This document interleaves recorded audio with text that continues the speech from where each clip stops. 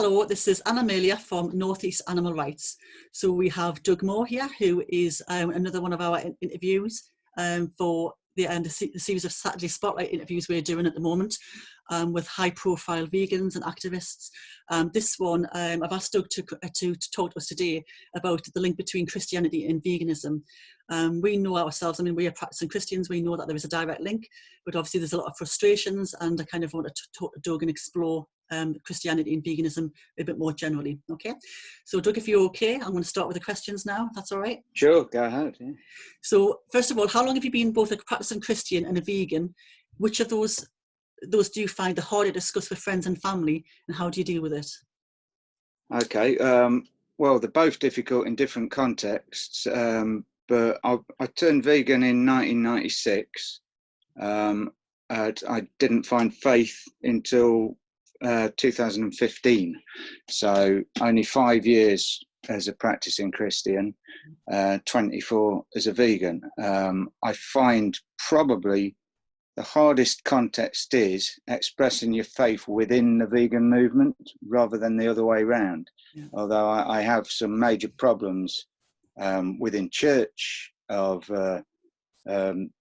having people respect my views, but the abuse I get tends to be from vegans attacking Christians, which is a shame, because we all should be fighting together to try and, change. I want all Christians to become vegan. That's my that's what the way it should be. And a lot of Christians will bite back and say, well, you just get attacked by vegans who celebrate Satan as I love eating Satan, it's fantastic, but the way it's promoted and that name is hijacked, and puns are made which are actually highly offensive to a lot of Christians, and they find just some of the stuff you get when you say you're Christian, as well as, oh, do you believe in, I don't know, the spaghetti eating monster, all these nonsense things you hear within the vegan community. So I'd say it's probably harder in terms of dealing with abuse within the vegan community, but it's probably harder in terms of hitting a brick wall within the Christian community, trying to get them to go vegan. Yeah. I think that actually compares quite similarly to what we do as well. What we get, we do find it difficult to discuss Christianity within the vegan context. I know in some conversations we've had, we've had the conflict between, everybody, people go to church and they come home and they have roast dinners and everything. But the bottom line is, it's about people trying, isn't it? I mean, I suppose Christian vegans, it's probably a smaller number of Christian vegans than there are vegans and there are Christians. We just got to make sure those numbers keep on increasing for the right reasons. Yeah, and they are increasing. Yeah, they are. Definitely are, yeah. And my husband and I are both Christian vegans, and we have the conflict of going to church, knowing that obviously those in the church community will mostly come back to a roast dinner consisting of a dead animal. They're kind of like, we're going and listen to sermons about peace and love and kindness and love your neighbour and look after everyone, look after all creatures. So they do that, but we try to be good role models. We answer questions with humour. We kind of try not to take offence and, and give them facts. And obviously this is all pre-COVID, because obviously it's very different going to church now. We do things like, providing cakes for fairs, and we left information on the tables. We used John Ryder's pamphlet from the Christian Vegan Society, and they're really good because they have all the paragraphs and everything in. The passages which are the ones which actually say that veganism is the right path. So how do you go about yourself? How do you promote veganism in your own church? Well, at the moment I don't attend a church, and and that's primarily because of the whole veganism thing, because from 2015 forward, apart from a short time in Keswick, I was attending the same church down in West Sussex, and I love the people. They're like family, and I've talked to lots of them. In fact, some of them have they do Daniel fasts and they become vegetarian, and one or two have become vegan, but they won't say it. And they certainly won't tell the pastor, and they won't express their veganism. But the final straw for me with that church was that during the Amazon fires last year, and it was all over the news what was causing it. We all know it was animal agriculture responsible for burning it. What did my church do after I'd had meetings with the pastor to try and explain why I had incredible difficulty with them giving away bacon butties to children and stuff like that? They decided to have a barbecue right in the midst of the Amazon fires, and I just, in all conscience, couldn't stick with it anymore. I'm still in touch with lots of people from that church, but I'm now more closely aligned with the Seventh-day Adventists, just because their views are a lot more similar to mine in terms of what true expressions of the Holy Spirit really are. I don't think you can claim to expound the fruits of the Spirit while having barbecues while the world's on. It's basically throwing fuel on the fire. Yeah, it is. And so in that respect, I'm not the right person to ask how I'm dealing with it in my church at the minute, because I left, and the church has lost a lot of people for similar reasons, which is sad, because they should be embracing it. Like I said, I've made some good friends through that church, and some of them are vegan, although they won't call themselves vegan, which is frustrating. But I'm just glad they've taken that step.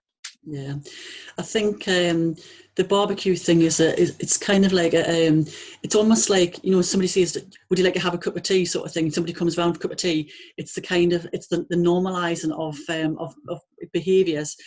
We had this lovely vicar before, and he's left now, but he was lovely. He was a Franciscan, and he was very kind and gentle. He knew I was vegan. He wasn't. My husband's vegan, but it was always kind of like at the end of the day, it's a lovely day for a barbecue.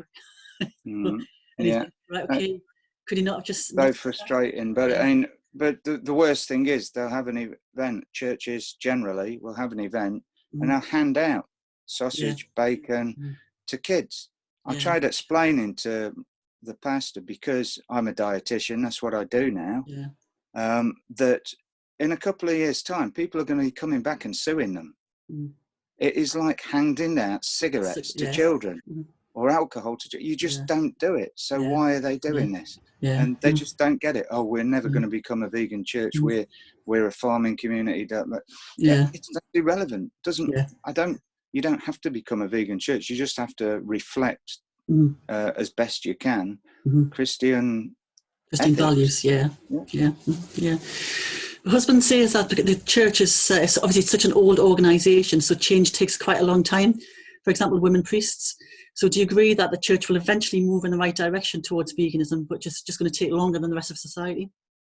I think the church almost needs to go kicking and screaming when it changes. Look at women priests. It was sad. And some churches are embracing different ways of doing things, because you can hold values that go back thousands of years, but doesn't mean you have to act the way we did thousands of years ago. And I think people understanding that if they want to engage with people who are living in this century and this time now, they've got to talk to those people on this level.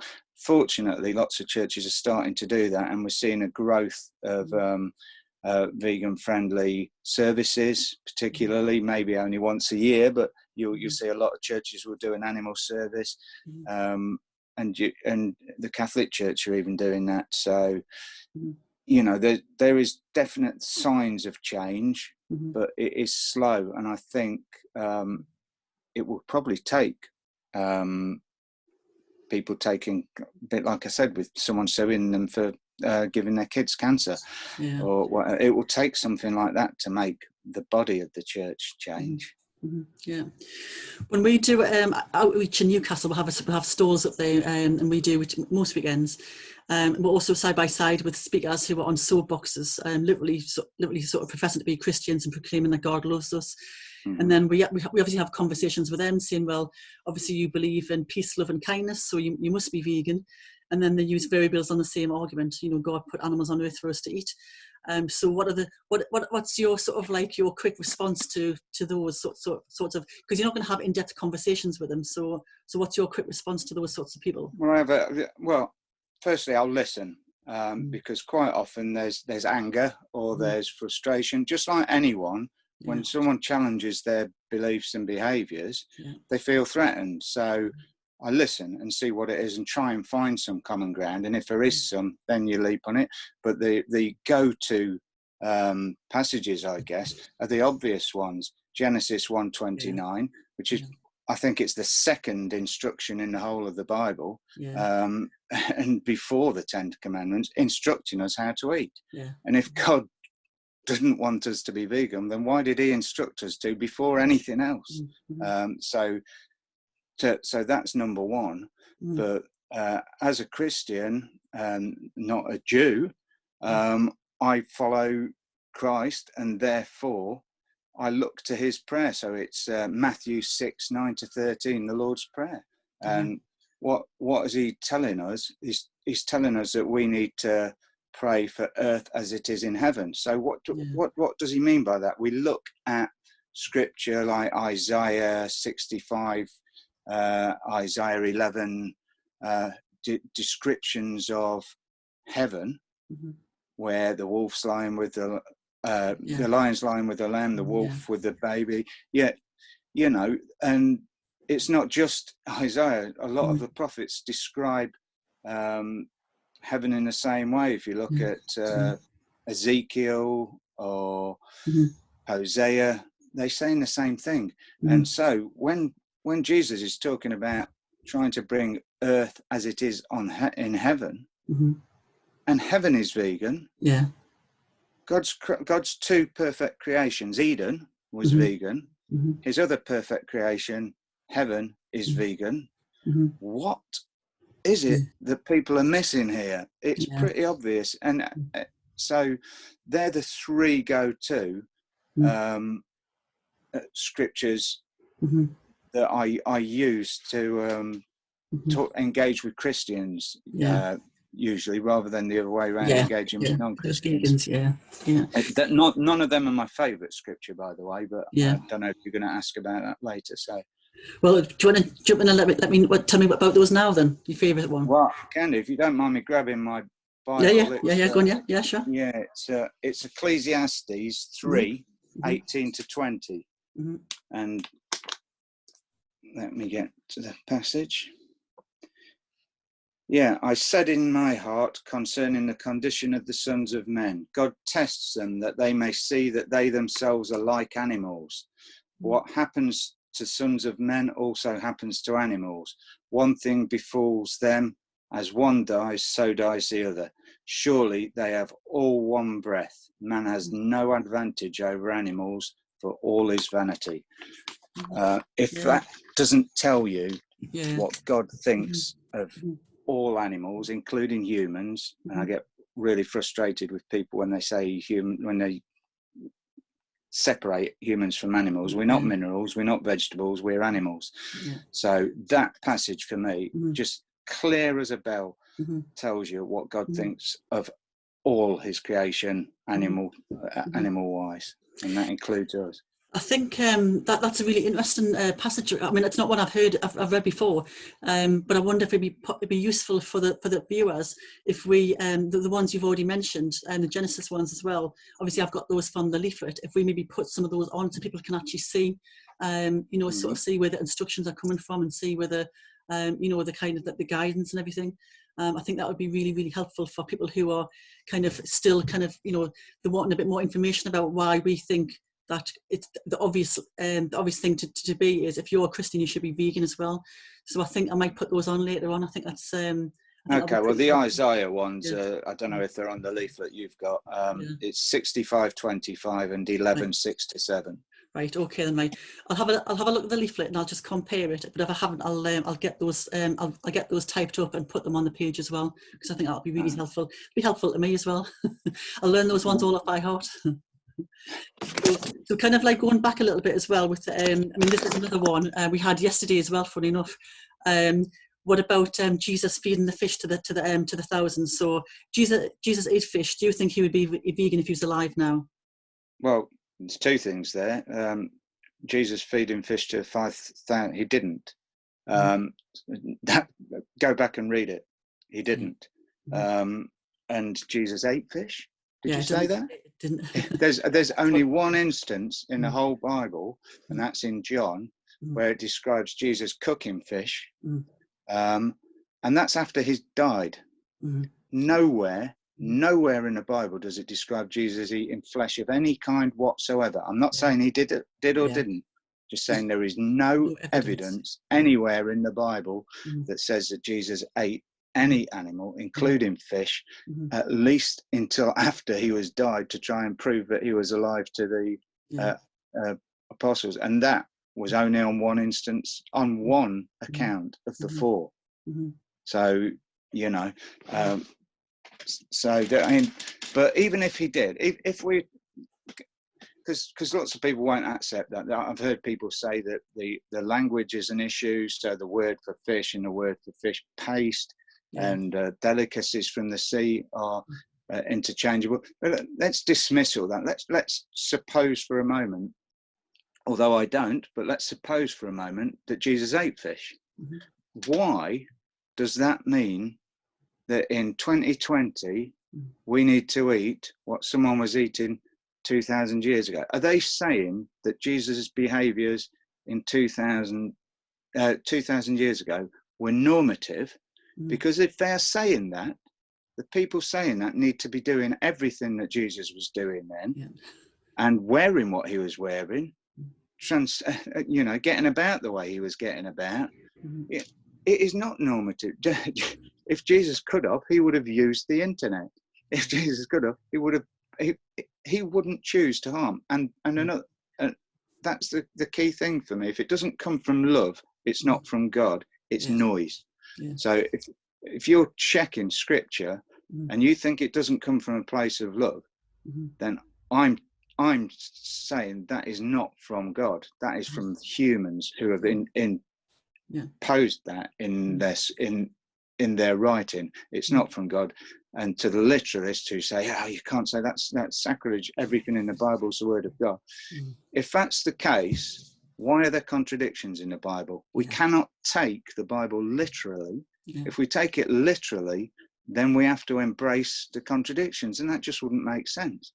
Luke and Acts contradict each other no end of times. Which is right? Maybe we're just not supposed to take it literally. We're supposed to take it as a lesson. So if eating the fish or feeding the 5,000 was a lesson in how we how we should behave towards people in need, or the power of what God can do, it doesn't mean that we should take literally what's in there. So, but as I said, even if he did eat fish, which I don't accept, if he did, we shouldn't accept that everything that was done 2,000 years ago is what we do now. We're not roaming the Holy Land as being hunted, because from his birth Jesus had a death penalty. So we're not being hunted and having to rely on whatever we can eat because we're living a peripatetic lifestyle. We can go to the shops, we can buy stuff. We're in a totally different position. So I don't accept that it's normative. But moreover, I don't accept that he did. And those people who say he fed the 5,000, I encourage them to go back and read the passage, because he didn't. They broke the bread and fed it to the people. They didn't. There's no mention of the fish. They brought him bread and fish. He broke the bread and fed the people. What happened to the fish? I mean, more simplistically for me, I think that I look at Jesus as a personification of peace and love. He's not going to do something which is going to hurt something which can clearly feel pain. So to me, that regardless of whether we ate it 2,000 years ago, like you said, 2,000 years ago, times have changed. It's much more. Vegan food is much more accessible. I mean, it probably was pretty accessible then, to be honest, because it was much cheaper. It was much more available. But I don't think that if he was alive today, he would definitely be vegan, because it's just fundamental. I've always said exactly, and love. And surely Christians believe that Jesus was able to perform miracles, and God can do anything. If God was to present fish in the form of food, why would he do it via painful death? Like, surely he could present something that looked like fish, or that he could create it like that as a dead animal, as something a bit like he did with the quail in the desert. And what happened to them? People who ate the quail, they groaned that they groaned because they were given bread, manna. They wanted flesh, and what happened? They died. He was angry with them. They rebelled. In the same way that Noah rebelled, and people asked for flesh after the flood. He gave them very specific instruction of what they could and couldn't eat, but it didn't mean he was happy with it. It was a concession, a temporary concession, and a very restrictive one that people forget. You don't see Christians going around taking out the parts of the diet that he specifically said you couldn't eat, and not eating that, do you? Because they're cherry picking. You're dead right. We know that men at the moment are less likely to be vegan than women. So why do you personally think this is the case? And what angle would you use to convert men to veganism? Or do you disagree with that? No, I accept it. It's true, and it's quite sad when I go to vegan events and most of the main speakers are men. Because the vast majority of vegans are women. So it's great to see a woman doing what you're doing, and shining a light on veganism and in all kinds of aspects that you're doing. And most of my heroes in the vegan movement are women. So, it frustrates me slightly that men are pushier and tend to get more headlines and limelight, but it's no doubt true that men are less inclined. It's difficult to explain within the vegan community as well, because vegans are generally very liberal, very as am I, very modernistic, I guess. We don't accept historical roles and rules, and that's great, because we shouldn't, because they're restrictive. However, most men, especially most men in my generation would have been brought up, you've got to be a man, you do man things, you hold doors open for ladies, you lift things, you do physical work, you've got to be strong. All that, I know, hearing that within a vegan community makes people laugh, or or go, what planet are you from? But that's the reality of men. Men are brought up like that, and until we address that, we're not going to convince them. So the best way of getting men is to take them at that level. So get in the gyms, get in the sports stadiums, get in these places and show them examples. People like Lewis Hamilton are fantastic what he's doing. He did it purely for health reasons at the start. Now look at him. He's now it just goes. So when what I'll call vegan snobs, people like me who did it because I love animals, a lot of them will say, well, you're not a vegan if you don't do it for the animals. You can be, this and that. It slightly irks me, because the amount of people who went vegan for their health, who are now incredible activists, or went vegan for the environment and are now incredible activists. And who, it's like you said, as a Christian in your church, you want to be an example. Surely as vegans, we want to be an example. So go into the gyms, show them you can be strong. Not everyone has to do that, but there's a place for people like Paul Curtin, hence Herbivore, people like Patrick Babumian, people like Fraser Bailey, Neem Delgado. These guys are proving that you can be those traditional macho types. Lewis Hamilton, Hector Bellerin, lots of people in sport, I've named loads of them who are vegan, who are now changing, and the tradition within that male environment is anti-vegan because it's primarily, it's like eat meat. When I started playing rugby as a little boy, after the match you were given hot dogs or burgers or whatever. It was a macho environment, and you got, and macho includes barbecues, meat, all that nonsense I was talking about with the church. That same thing is prevalent throughout sport. And if you go to a sport club, I know as a dietitian who's talked to sports teams, they hide what they're eating if they're vegan, because they don't want to upset their coaches who've got nutritionists, not even dietitians, nutritionists. They should not be telling sports people what to eat. These people have learned nutrition in the 1970s and 80s and haven't learned, and they haven't kept up with the industry and with facts and science. So when they're giving, when you find a vegan footballer, for example, you find, and you talk to them. I know a rugby player. He still does hide his food, scrape out the chicken and eat the rest. Whereas he shouldn't have to do that. He should be given a vegan option. But and that's at a massive club. So, you know, if that's how people are feeling, that's why it needs challenging, and that's why you need male role models who are this macho or sports type image. Because I don't know any mates who I see around town who are outside of the vegan community who don't respond to that kind of message. They certainly don't respond to if I'm doing a save or if I'm doing a AV event, they're not going to engage. They're not, them men, that kind of man is not going to engage with it unless there's another trigger for them there. They will respond to role models. Yeah, we have a really good activist in our group called Kevin, and he's just kind of the sort of person you describe. And he actually he watched Game Changers, and he watched it being really, really cynical, thinking that he wanted to disprove it. That was a lot of nonsense. So he watched it, was absolutely fascinated and horrified in equal measures. Then he went out and researched it because he thought it was probably all propaganda and couldn't find anything to disprove what was being said, and converted to plant-based overnight.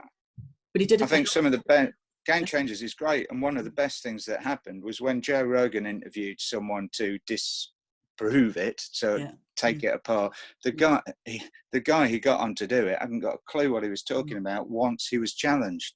So you got on, I can't remember the guy's name, the martial artist who did the Game Changers. They got him on to discuss it with the chap who debunked it, and he just pulled him apart. The science is on our side, and so if people want to get stronger, want to recover quicker, want to still be competing at an older age. I'm 51 now, and I'm still running ultra marathons. I couldn't even run 100 meters 6 years ago. You know, we are capable of so much, and by going vegan we give ourselves that much more chance. I'm not going to say all vegans need to do that, because not everyone wants to, and some people are happy just by, I'd say just by, it's a massive thing, just by not contributing to harm and cruelty, which is great. But I think you're a better example if you can show those people who we're not reaching that they can improve. And that's why I'm all for the health and fitness industry embracing veganism. So you mentioned the SAVE and AV. So what type of activism appeals to you, and which do you think is the most effective? Well, it's funny. You're from the Northeast. The nicest group I ever have been involved with were from Newcastle area. Northeast Animal Save, fantastic people. I absolutely love them. They embraced me. I had a history before I became vegan. I worked in abattoirs. I was a butcher. I managed a farm. So I'm proof that they're not wasting their breath. And they could have responded to me in a different way, quite negatively, but they embraced me and they were fantastic. They involved me, went out socializing with them. So I loved them. And I also learned a lot from them. There was a guy called Connor, and Connor, him and a couple of him and Leslie, and Connor and a couple of others were going out doing this activism where they were setting up in the Newcastle Centre, doing the giving away food. The vegan cookout, And I've seen people do that elsewhere since. I'd never seen that before.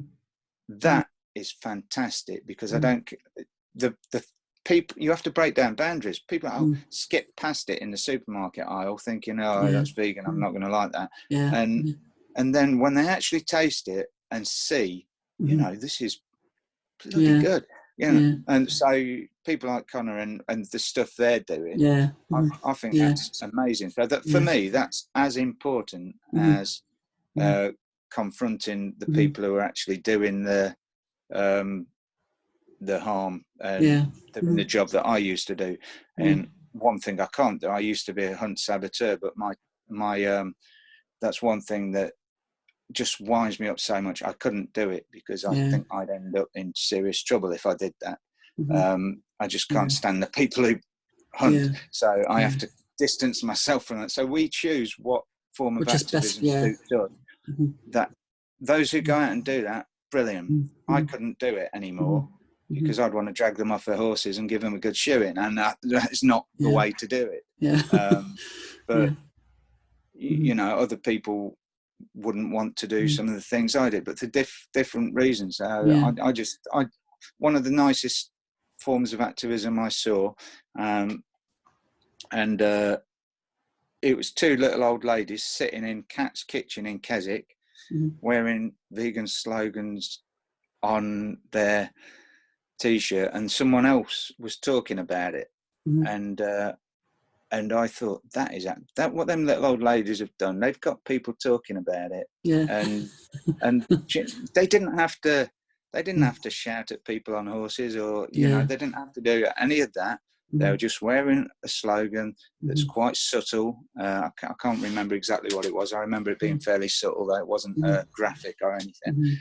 And people started talking, and I just thought, that's fantastic. I just sat there and soaked it all in, thinking, this is amazing. Watching, you're literally watching the world change.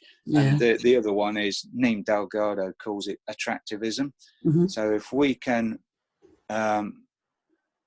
do things that attract people to veganism by being nice, handing out food, encouraging people to join us, and doing things, building them up. Say someone wants to run and involving them. I run a vegan runners club in Bognor Regis, and we don't just have vegans, we have non-vegans come along, and we have rules which mean they can't bring anything non-vegan or talk about you know, but the amount of people in that group who are eating vegan and sharing pictures of vegan, I call it, I like Neem's term, attractivism. I think if you can make something attractive, then people will embrace it. And that doesn't just mean aesthetically, it means, you know, holistically. I think it is, you're right, it's about being good role models, and I've never been attracted to the form of activism where you're kind of like shouting at people, showing them graphic stuff. I think graphic stuff does work, you know, on occasions. I mean, it certainly worked for me, but kind of, I think in the main, I mean, our group is more about peace and love, kind of like laid back, trying to get people to talk to them, you know. The food one goes down great, but obviously at the moment we can't do food. Every time we've done food in the past with different groups, we've had queues of people waiting to try all the food, you know. But it is, but we've got people in our group who are professional cooks. You know, some of them have their own companies, and we're dying to get out and about so we can actually do food, because guaranteed when we do food, that's the one where you get most people talking about veganism. You know?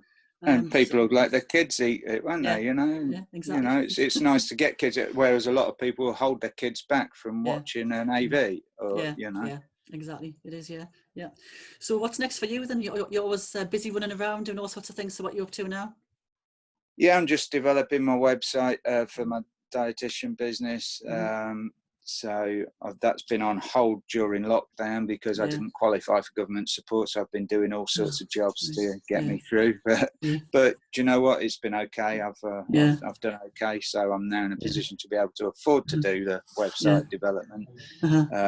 And I just continue to hope that I can encourage people of faith to embrace a more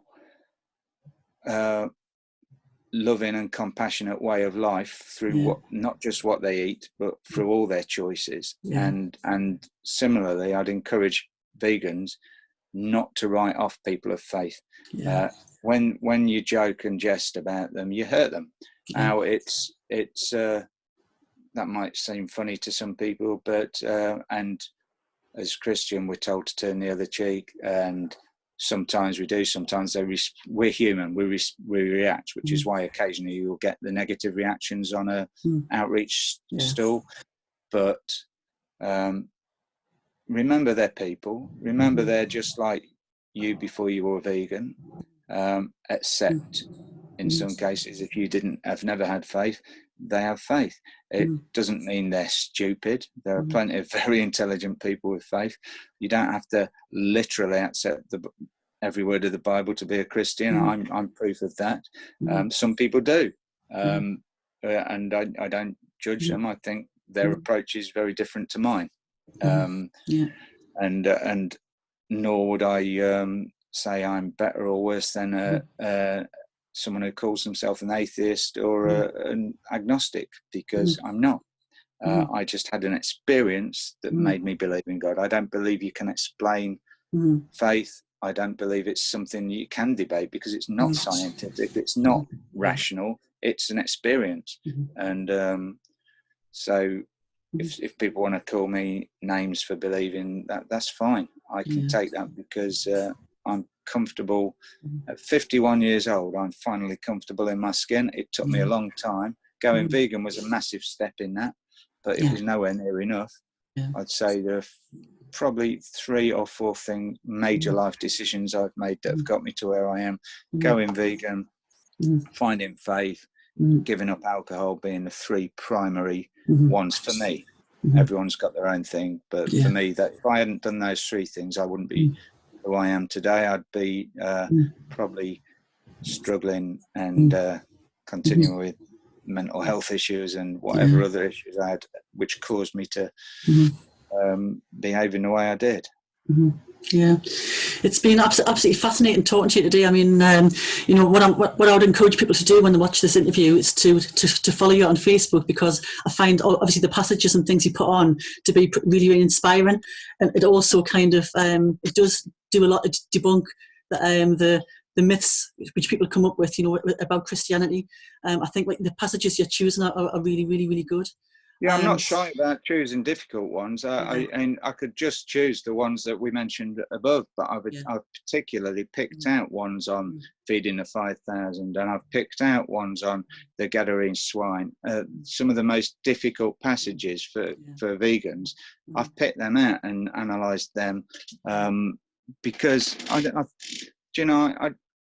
think it's important. It's not just scripture. I'll occasionally do a quote that I consider Christian that isn't from the Bible, but so it's not that. But if people can't be bothered with the Facebook thing, I also do it on Instagram. I share the same post, because that's less. I'm quite prolific on Facebook, and some people might find that a bit much. So they can follow me on Instagram as well. Yeah, well, we are trying to, at the moment, we are kind of trying to get on top of the Facebook stuff, because obviously we're doing posts every day on different topics and everything, but we will be getting Instagram as well, so we'll be following you as soon as we get set up. Okay. But thank you very much for your time today. It's really, really appreciated. You're welcome. And I know it'll be it'll be very welcome, and it'll be very well received. But I'll sign off for now, and I'll say from Northeast Animal Rights, thank you very much, Doug Maw, for your time today, and good luck with everything you do in the future as well. Thank you.